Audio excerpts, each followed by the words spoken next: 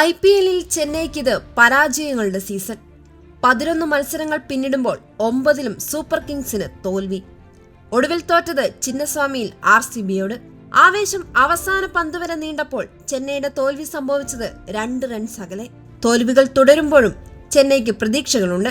ആശ്വാസത്തിന്റെ പുതിയ കാറ്റ് വീശുന്നുണ്ട് ആയുഷ് മാത്രേ എന്ന കൗമാരക്കാരനിലൂടെ. മത്സരത്തിൽ ആദ്യം ബാറ്റ് ചെയ്ത RCB ഉയർത്തിയത് 214 റൺസിന്റെ വിജയലക്ഷ്യം. വലിയ ലക്ഷ്യത്തിനു മുന്നിൽ ഭയക്കാതെ ചെന്നൈ തിരിച്ചടിച്ചു. ആ തിരിച്ചടിക്ക് ചുക്കാൻ പിടിച്ചത് 17കാരനായ ആയുഷ് മാത്രേ. 48 പന്തുകളിൽ 9 ഫോറുകൾ, 5 സിക്സറുകൾ, 94 റൺസുമായി മാത്രേ വീഴുമ്പോൾ ചെന്നൈ സ്കോർ 172 എത്തിയിരുന്നു.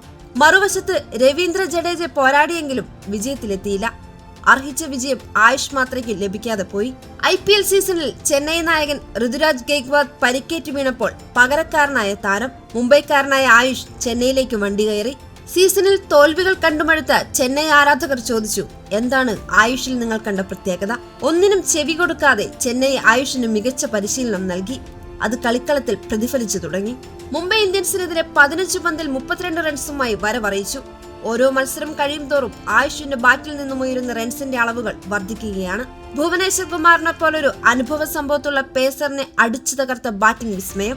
ഇന്ത്യൻ ആഭ്യന്തര ക്രിക്കറ്റിലെ മികവ് IPL-ലും ആയുഷ് ആവർത്തിക്കുകയാണ്. ഇതിനോടകം തന്നെ ആയുഷിന് ക്രിക്കറ്റ് ലോകത്തിന്റെ പ്രശംസ ലഭിച്ചു കഴിഞ്ഞു. ആയുഷിന്റെ ബാറ്റിംഗ് വീരേന്ദ്ര സേവാഗിനെ ഓർമ്മിപ്പിക്കുന്നുവെന്ന് സുരേഷ് റെയ്ന.